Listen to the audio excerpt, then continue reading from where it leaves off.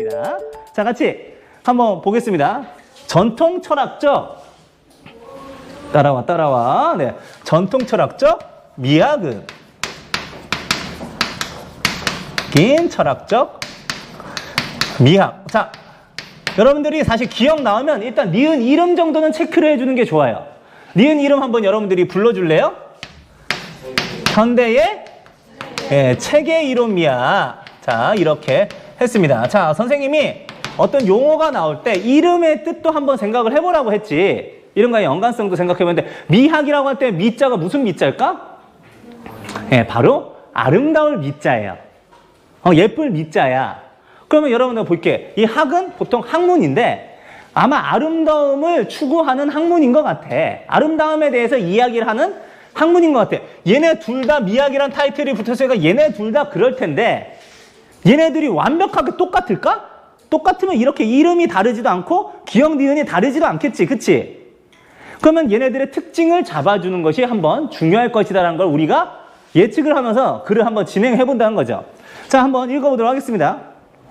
전통적인 철학적 미학은 세계관, 인간관, 정치적 이념과 같은, 자, 줄고 이렇게 심오한 정신적 내용의 미적 형상화를 예술의 소명으로 본다라고 얘기를 했어요. 자, 봅니다. 자, 따라와세요. 자, 소명으로 본다라는 말을 이렇게 했는데, 그런데 소명이란 말이 뭐냐면 다른 말로 뭐 사명이라고 할 수도 있고 임무라고 할 수도 있고 목표라고 할 수도 있어요.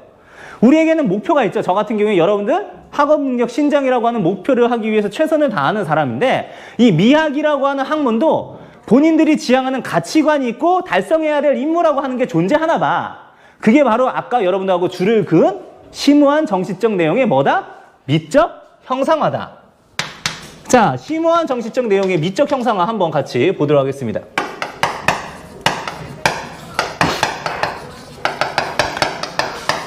여러분들 보통 예술이라고 한다는 거는 어떤 이 예술을 드러낼 수 있는 그릇이라고 할 수 있는 형식과 이 예술을 통해서 구현하고 싶은 주제, 내용으로 이렇게 나뉘어져요. 그래서 요 같은 경우에는 목표가 지금 두 가지네. 내용도 어떻게 해야 된다? 심오해야 된대. 수준이 있어야 된다는 얘기야. 알겠어요? 내용도 수준이 있어야 되고 미적 형상화라고 하니까 추하게 더럽게 구현해내면 돼요? 안 돼요?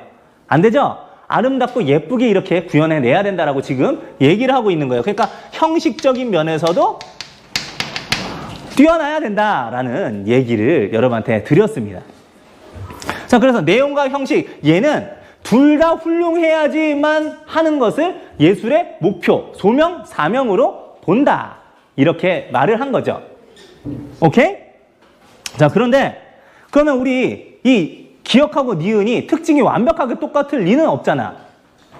그러면 얘도 일단 미학이니까 아름답게 드러내긴 해야 될 텐데 어떤 부분에서 좀 더 저 차이가 있을까라는 궁금증을 가지고 혹은 내용과 형식 중에서 뭐 하나는 좀 자유로울 수 있겠거니 이렇게 예상을 하면서 읽어보는 거지. 자, 그런 다음에 한번 보도록 할게요. 반면 했어요. 여러분들 지금 선생님이 저번 시간에도 가르쳐드렸는데 접속 부사어가 이 글의 내용을 예상하는데 구체적으로 예상하는데 중요한 역할을 해준다라는 말씀을 드린 적이 있죠. 반면이라고 하면은 이야기가 전환되고 반전된다는 얘기예요. 얘랑 특징이 그러면 더 이상 같을 리는 없다. 자, 한번 읽어볼게. 현대 체계 이론 미학은 내용적 구속성에서 벗어난 예술을 진정한 예술로 여긴다. 얘는 진정한 예술이 바로 뭐냐면 내용적으로 구속되어 있는 예술이래? 아니면 구속성에서 벗어난 예술이래. 구속성에서 벗어난 예술이래요. 알겠죠? 우리가 얘하고 연결점을 이렇게 가져갔을 때 연결이 되는 단어를 우리가 O라고 하고 연결 안 되는 단어를 X라고 한번 쳐보도록 하자. 그러면은 구속성에서 벗어난 예술이 진짜 예술이라고 했으니까 당연히 구속성에 얽매여 있지는 않겠지. 구속이 뭐예요? 내용에 얽매이고 내용에 붙잡혀 있고. 근데 여러분들 지금 얘는 심오한 정치적 내용이라고 하니까 반드시 수준 높은 내용이어야 되는데 얘는 내용 자체는 수준 높을 필요가 있다 없다? 없어. 내용적 구속성에서 벗어났다라고 얘기를 했으니까. 알겠죠? 그 다음에 또 한번 볼게요. 이는 예술이 미적 유희를 통제하는 모든 외적 연관에서 벗어나. 여러분 한번 볼게요. 외적 연관이라고 하는 새로운 용어가 나왔어요. 동그라미 할게요. 자, 외적 연관. 자, 여러분들 새로운 용어가 나왔으니까 여러분들 체크를 해야겠죠? 근데 이 외적 연관의 특징이 뭐라고 되어 있지? 미적 유희를 통제한대.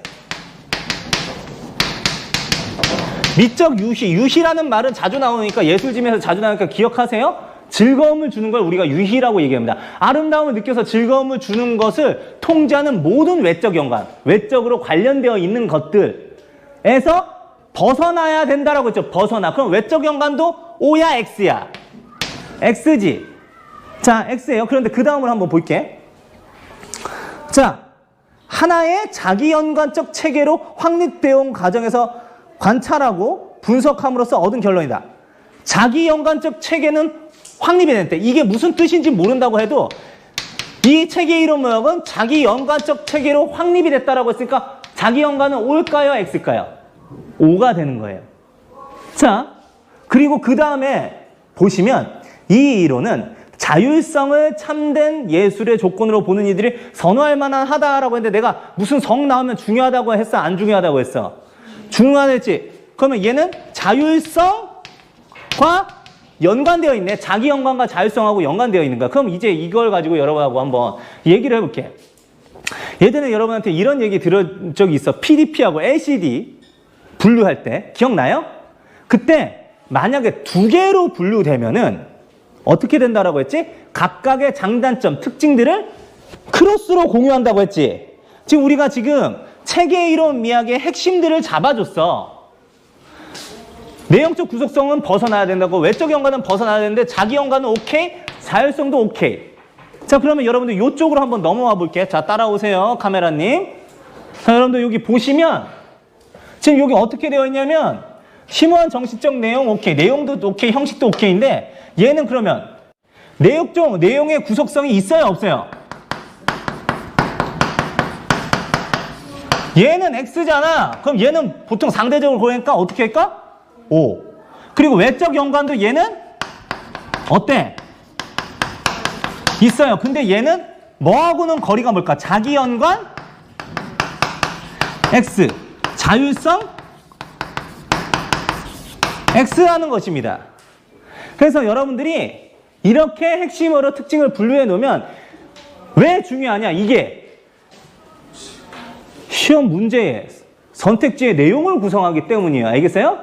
실제로 여러분한테 다음 시간에 이렇게 문제를 만나보면서 이게 어떻게 구현되는지를 직접 보여드리도록 하겠습니다. 우리가 지금 이거 정리해 놓은 핵심어들 다 파악해 놓으세요. 이게 그대로 여러분들 어디에 나온다? 여러분들 내용, 선택지 내용 구성을 해버린다는 얘기입니다. 알겠어요? 자, 그러면